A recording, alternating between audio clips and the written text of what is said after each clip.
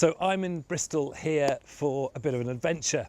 As I'm coming to the end of my 30 days on my sugar-free diet, I've come to meet a nutritionist by the name of Fiona Campbell, who's going to help me prepare for my next stage of the journey. So come with me and we'll find out a little bit more.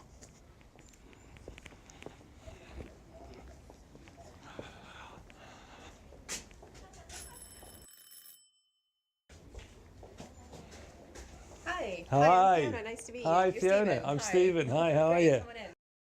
I'm here in Bristol with a lady called Fiona Campbell, and Fiona is an expert nutritionist and has a lot of experience of dealing with people who have all sorts of issues around food, issues around weight, and I'm here to talk to her about what is the next step for me, and also if she could possibly share any ideas around what can other people who are doing something similar do to make sure that this becomes something that they can incorporate in their life relatively easily, but at the same time not feeling deprived or feeling like that they're going to go into a sort of a boom or bust type scenario. And so yeah, a little bit about background about yourself. So what's your experience, what's your history? Well, I've been a nutritionist since 2007 and a massage therapist where I've done sports remedial massage for the last 10 years. And I've worked with hundreds of men and women who want to lose weight, improve their shape, and do whatever they can to prevent disease and promote health in their later years. Cool. So in terms of going sugar-free as I have done, is that something that you advocate? I know we talked about it yesterday about being an exclusion diet, and is that something that you advocate, and is it something that you've had results from before, and if so, what have been the results or non-results of people doing something like this? Well, to speak to your first point, I think you've done a fantastic job by the sounds of it, by removing a lot of the processed sugar from your diet and focusing on whole food sources of carbohydrates. That is absolutely fantastic. So you're training your taste buds to really appreciate the powerful nature of whole foods. Which means that your health is going to be dramatically improved for the longer term. And you already feel fantastic by the sounds of it. I do. And you look very well. Your eyes are very glowy. And thank you. Yeah, it's great. Yeah. I think realistically people are concerned about going on a diet such as this because they think, well, can I ever eat a Mars bar again? Can I ever have a Magnum ice cream again? And I think my advice to those people is to plan your treats. So say to yourself, okay, well, I'm going to have a Mars bar on Thursday night, or a pint of lager or two. But make sure that you don't do that every day, because then you lose the benefits that you've just amassed by doing the 3 or 4 week program that you've done. So yeah, that would be my main piece of advice. How do you stop a cheat day becoming a cheat week or a cheat month, and suddenly you're being back to square one? Because that's my experience, has been very much boom and bust type dieting, if you're going to say that. I found recently one of the things that I did when I fell off the wagon on Sunday, and I quite like the way that, yes, you're putting it, that it wasn't falling off the wagon, it was having a diet day off or a cheat day. What I did was the next day I did vegetable juices only for a whole day. And actually, it totally reset everything. I felt really good by the end of it. It wasn't that difficult to do. And boom, I was back on to being healthy again and feeling great. So do you have any other tips that you can give for staying on track when you do have those cheap treats? Well, Stephen, I think the most important thing that you've done really well is to get back on track in the first place and not kick yourself too hard for the fact that you did have a cheat day, as it were. The best thing that people can do, in my experience, and I've obviously done this myself and found it has great results, is to plan ahead for everything. So I plan my meals in advance, I plan my treats in advance. And, I quite like a few glasses of champagne here and then, and sometimes 2 turns into 3, can turn into 4, and the next day you don't feel so well. But the most important thing is to just pick yourself up again. And if you've planned your meals and your snacks in advance, then you're less likely to fall off the wagon in the first place.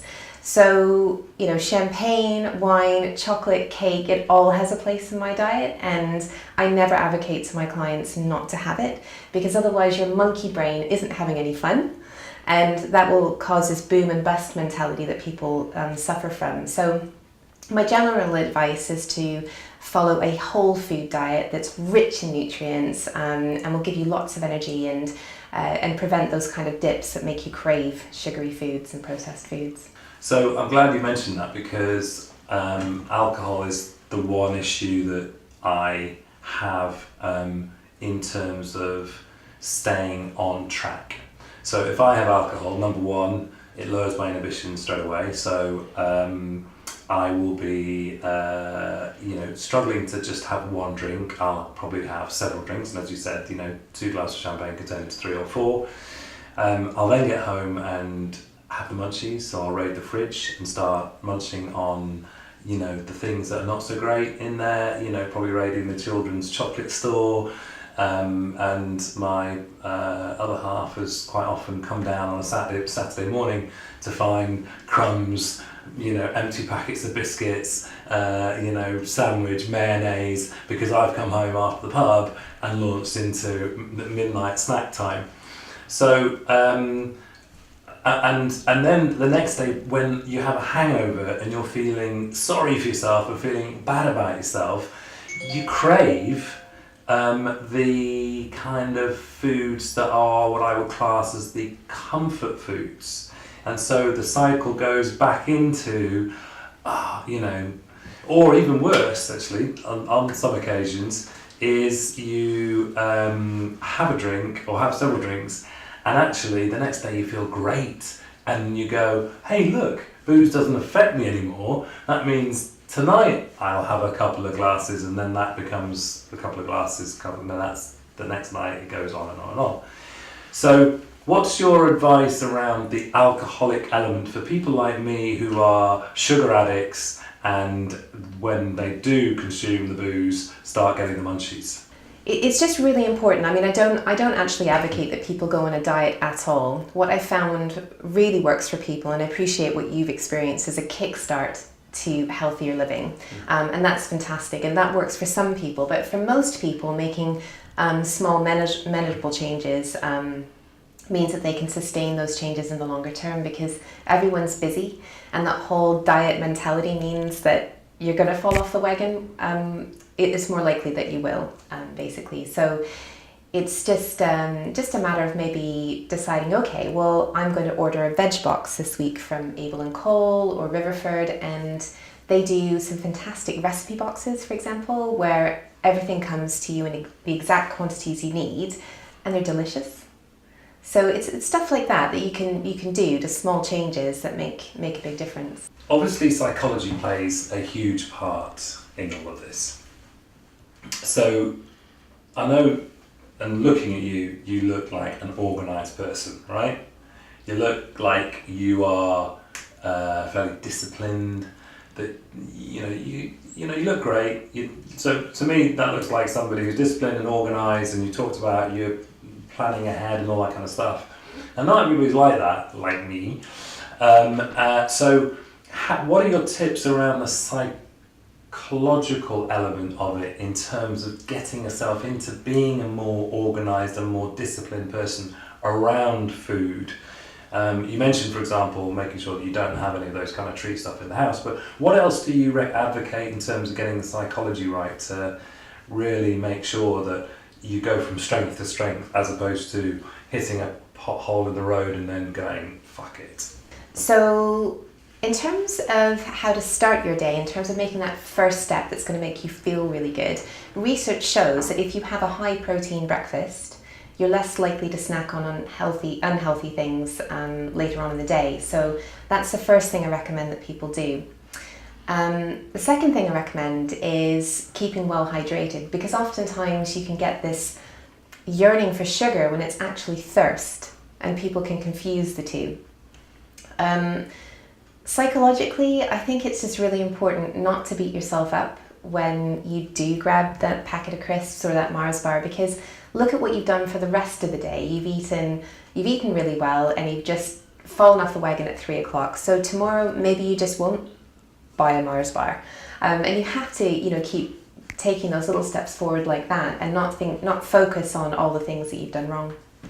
It's very interesting that you mentioned about the high protein breakfast, because what I have found that's worked for me is to have a breakfast of sort of pork loins, so like not the pork chops but the sort of thinner pork loins, with some eggs and maybe some greens of broccoli or something, avocado. Having a big breakfast usually then keeps me full and satiated till lunch, where I'll have something like a sweet potato and feta salad, and that again satiates me, and then in the evening I just don't feel that hungry, so maybe a little bit of fish or a salad or just some steamed vegetables or a vegetable curry, but usually quite light in the evening. And I usually find that combination not only stops me wanting to snack, but also it means that because I'm loading the majority of the food towards the front of the day and I'm eating little in the evening, I'm sleeping so much better. You know that expression, breakfast like a king, lunch like a prince, dinner like a pauper. That system works really well with that, and oh my god, my sleep has been fantastic. So is that something that you advocate? And also, when talking about sugar and how much sugar we can use, what's your recommendation in terms of amounts, and what kind of treats can I have when I start reintroducing this, and how often? Well, to answer your first question, Stephen, I think that you're organising your meals in exactly the way I would recommend to my own clients. So eating the majority of your food earlier on in the day means that your body has time to focus on digestion before you go to sleep, and then on all the healing and repair processes that happen when you sleep. In fact, your body actually secretes the majority of what's called human growth hormone, which keeps you young and promotes lean body mass when you sleep. So clients who come to me who are having big meals in the evening find that they don't sleep as well, and they wake up in the morning and they don't feel hungry, so they don't have breakfast, and then their whole routine is kind of thrown off track. Whereas what you're doing is you're having a high protein, substantial meal in the morning. It doesn't sound like you're stuffing yourself, which I wouldn't advocate. Having, say, 2 to 3 cupped handfuls of food on your plate with a nice combination of protein and some healthy fats from your avocado and some greens, that's absolutely perfect. So I think you're doing everything right in that respect. Sounds really good. Although I would say with red meat, you want to caution to have only 2 servings a week, 2 to 3 servings, and that includes beef, pork, lamb, those sorts of things. Moving on to your second question, in terms of how much sugar can we have in our diet? Well, the World Health Organization a few years ago recommended that only 10% of our total calorie intake can be sugar. And that worked out to about 25 grams of sugar per person per day, something like that. More recently, the American Dental Association revised these guidelines and said that we can only have up to 18 grams of sugar a day. Now, in terms of, in practical terms, that's about 3 teaspoons of added sugar. So if you consider how much sugar is on the back of a packet that you're eating, oftentimes a yogurt in 100 grams will contain up to 16 grams of pure sugar, because they just add sugar to yogurt these days, or fructose syrup. Then you want to be really careful about things like, do you add sugar to your tea or your coffee? And if you do, maybe cutting back by half. And then you might find that you can get rid of it altogether. Or you can swap to more plant-sourced sweeteners such as stevia or xylitol. There's one product on the market called Truvia that I found that's a mixture of sugar and stevia. And I think they have a pure stevia product now, and that basically means you can cut your sugar intake by half by using that. In my coffee I have a spoon of coconut oil and half a teaspoon of xylitol. And if I'm having, say, pancakes, I use xylitol because it's like sugar, the granulated form of xylitol. And apparently it's supposed to be very good for teeth as well. Yeah, it's supposed to be good for the good bacteria. Do you agree with that? Is that something that you advocate? With xylitol, absolutely. There is some research to suggest that xylitol is protective for teeth. So some of the Scandinavian countries are now using xylitol in their chewing gum, for example, and it is appearing in chewing gum such as Extra, I've noticed, along with the sorbitol and aspartame and everything else that they've got. So yes, it's I find that in terms of a swap, if you're trying to reduce your sugar intake, then xylitol is great. However, I think you've taken it actually one step further and you're removing intensely sweet things from your diet, which means that you're retraining your taste buds to appreciate the natural flavour of real food. And that's the next step further that I recommend that my clients take. I have to say, funny you should say that, because that's one of the two things that I found that have really surprised me. Number one, the sleep, which I keep going on about, but number two has been my taste buds have exploded in terms of how amazing food tastes now. That it's no different to the food I was having 3 months ago, but before I'd have to put loads of salt and loads of, sauces or something to make the food taste nice. It now just tastes amazing. So I'm glad that you talked about that. Now, I want to go back to this meat, 3 portions of meat, because one of the biggest challenges for me, and I think for most people on any kind of diet, is breakfast. And what do you advocate in terms of having for breakfast if you're not having meat or eggs? What are some other combinations that are low or no sugar that still allow you to be really satiated up to lunch? So for example, if I had porridge, or if I had something that was wheat-based or cereal, I'm going to be hungry again within a short period of time. So what are your suggestions for a big bad breakfast? In terms of porridge, it's actually one of my favourite breakfasts and something I advocate quite strongly to my clients. There are different forms of porridge, there are different grains that you can use. Oats are really good because they help to lower your gut level of cholesterol, because it's a soluble fibre which basically absorbs cholesterol in your digestive tract. Obviously it helps with elimination processes, which is really important for things like weight control and hormone balance and immune system function. In terms of making it more satisfying, then you could try something called oat bran, which has double the protein and a lot more fibre, and is more of a complex carbohydrate source than the oat flakes are. The other thing I'd advocate is adding a couple of tablespoons of ground flaxseed, because that again boosts the protein content, so it's going to break down more slowly. And finally, you could top it, and now I know you're not eating fruit, but I'd strongly recommend you do eat some fruit, which is dark berries like blueberries, strawberries, blackberries, those kinds of things, because it makes it naturally sweet anyway. You could add a tiny bit of honey, that's not going to hurt. So Manuka honey would be really good. That would be a very sustaining breakfast. Alternatively, you could choose something like oily fish, if you're into oily fish. And once you start getting into the idea of savoury food earlier on in the day, then something like oily fish may feel a little bit more appealing. So you could have that with some baked kale. I had that the other day. Tuna and mackerel I've heard stay away from because of mercury content, because of something else. There was something else other than mercury. So elements of them not being so great for you. So this is where you become quite conflicted. Well, environmental pollutants are omnipresent in our food, unfortunately. So the best advice I give people is to rotate your food sources regularly. So don't just focus on one food for breakfast. So I wouldn't advocate having mackerel for breakfast every morning, even for the simple fact that you just get bored. So yes, you should rotate your fish, and there's a really good fishmongers based in Cornwall which deliver all over the UK, and they choose sustainable sources of fish, really high quality sources of fish. So your fish will be cleaner than it will be from other sources. And what's the name of the make? It's called Wing. Wing. Wing Okay. Cornish fishmongers.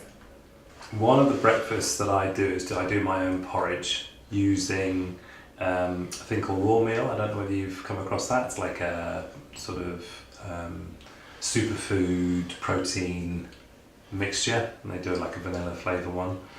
And I put that in with soy milk, and I put that in with a bit of porridge oats, a spoon of almond butter, and an avocado, and I put it into the NutriBullet, which is like a blender, blend it all up, and that produces quite a thick sort of gloopy porridge that's all raw because I haven't cooked the oats. And that's quite satiating for me, and I've been doing that more and more over the last week or so. But again, it's very easy to get into a habit of doing the same breakfast over and over again because it's just easy and it's what you know. You don't have to think too much. Does that combination fit with you in terms of, do you agree with almond butter, and do you agree with mixing all of those kind of sort of ingredients up and blending it as a raw type of breakfast? Is that something that you would recommend, or is there something that I could do to take it to the next level?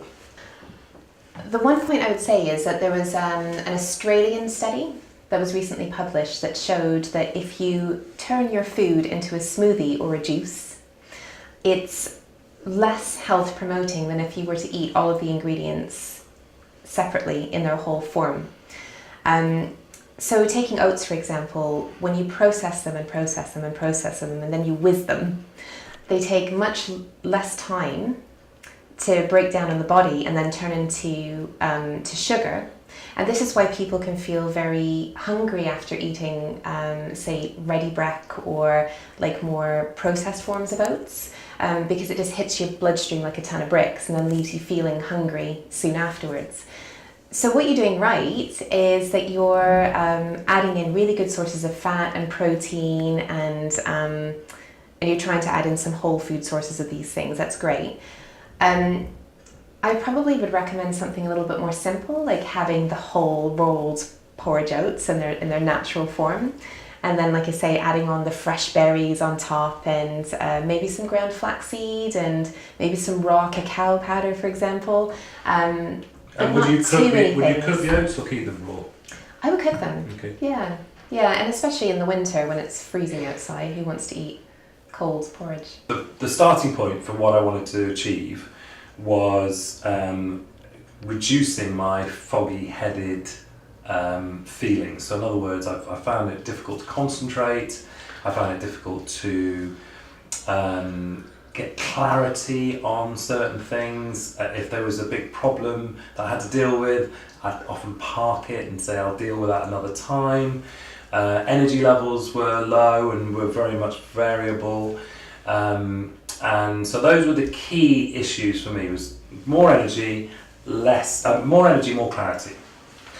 What has come out of this is not just those, but also weight loss, much better sleep, like incredibly better sleep, less flatulence, dare I talk about it. I've had a cyst on my back for a few years. It's 90% reduced in 1 month. And for me, I'm like going, if that's what's happening on the outside, what's happening on the inside? If my body's had enough energy freed up to go and fix that, what's being fixed on the inside? So that's quite exciting. Just generally when working out, I've got more energy, I'm working out harder, I'm more flexible, I'm getting less injuries that I'd find that when I worked out, I'd get, like a muscle strain, or I'm actually working out to a much higher level. My personal trainer said that, I'm doing way more than I used to do. My just general feeling of well-being is around all the time. I wake up feeling good, I go to bed feeling good. So I would say it's been a radical, like incredibly radical journey for me. And it leads on to my final question, interestingly enough, because I know that when we talked previously, you mentioned it's not just about what you eat, but it's also about how you eat. So my final question to you is what do you mean by that? In terms of how you eat, this is just as important as what you eat. One of the main things I talk about in my plan is, do you sit down at a table with your family? Do you allow your body to properly engage with the food that you're eating? Do you allow the physiological processes that help with breaking down your food and absorbing it to actually happen? A lot of us eat on the run. And unfortunately, if we do that, then your body doesn't know how to extract all the goodness from the food that you're eating, and it does lead to quite a lot of IBS-style complaints, such as flatulence, such as constipation, diarrhea, those kinds of things. And because the majority of your immune system, which is responsible for the healing and repair processes in your body, that's based in your digestive tract, people who eat quickly and less mindfully suffer on both levels. So I'm interested to know if you've changed anything about how you eat as well as what you eat. Yes and no. So we as a family have always been ones about eating together. Because I've got 2 young kids, and generally we've always made it a house rule that meal times are we eat together. So I think probably the impact has been more around the fact that because we're not doing sugar, the kids are, as a result, not doing as much sugar either, because those kind of treats and the sort of bounce balls and the kind of things that we would have in between meals and the chocolates and so on and so forth, because they're not there, the kids not having them either. So it's interesting seeing that the children are definitely more alert and more awake and get up find it much easier getting up in the morning. So I think there's been a side benefit there. But one thing that we have changed about eating together is that we've brought the final meal of the day forward a little bit in time terms. So instead of eating around about 7 o'clock, we're eating more around about 6 to 6:30. So it's sort of come forward between half an hour and an hour. But also the other thing that we do is that we bless our food before we eat it, right? Now, this is something that I picked up on, I do a lot of personal development, and I have read an awful lot about the impact of thought on food. And read a number of studies that have said that the food becomes more digestible and of a higher frequency when you bless it. And I understand, I suppose it goes back to the old days of people saying a prayer before their food. But we literally put our hands, all of us, including the kids, put our hands over the food and we say a blessing before we eat. Now, I can't say to you right now, has that made a difference in the overall stuff? Because I'm doing so much, the juicing, the no sugar, the, keeping meat to a limited amount, no snacks. So many things going on, and the supplements, which is another area we haven't covered, that I can't say whether the blessing is making a difference or not, but we still do it, and it's quite a nice thing that we do. What are your thoughts about blessing food?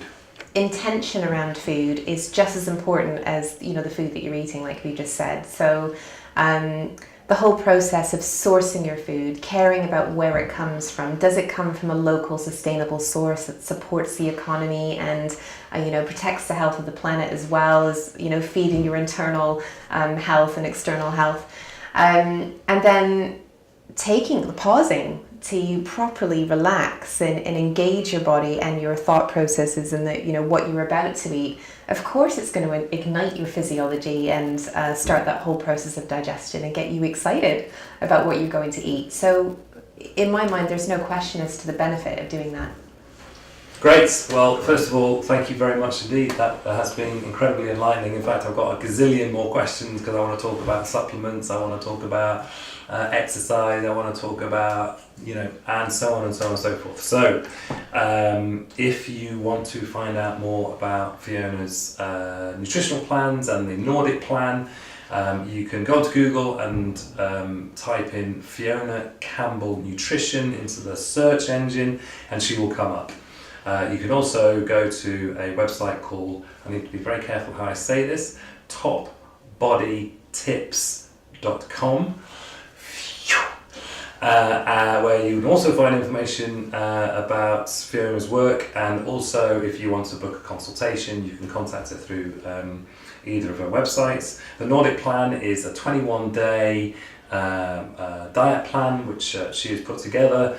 I would wholeheartedly recommend you checking it out because that's what I'm going to be doing, and I'm looking forward to doing some more testing with Fiona as well. I'd like to find out, because there's a number of tests that she does, some involving things like, dare I say it, stool samples, but all sounds fascinating, so I wholeheartedly recommend that you check it all out. And I've hoped you've liked this video. If you have, hit the like button, put some comments, or if you've got any questions that you would like to put to me or to Fiona, then please do put it in the comments box below, because we'd love to share more information with you, and we'd love to find out from you what your experiences are. Are you doing something similar to this? Are you on a sugar-free journey? Are you on an alcohol-free journey like myself? Are you a saint like myself? Ding. Or are you like my alter ego, somebody who likes to chow into the snacks on the sly?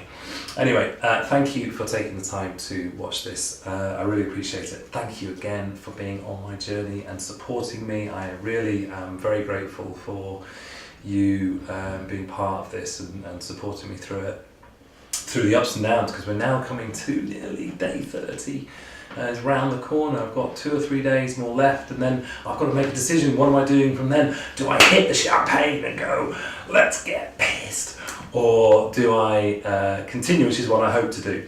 So I'll keep you informed on my next stage of the journey, and I'll look forward to seeing you hopefully in the next couple of days.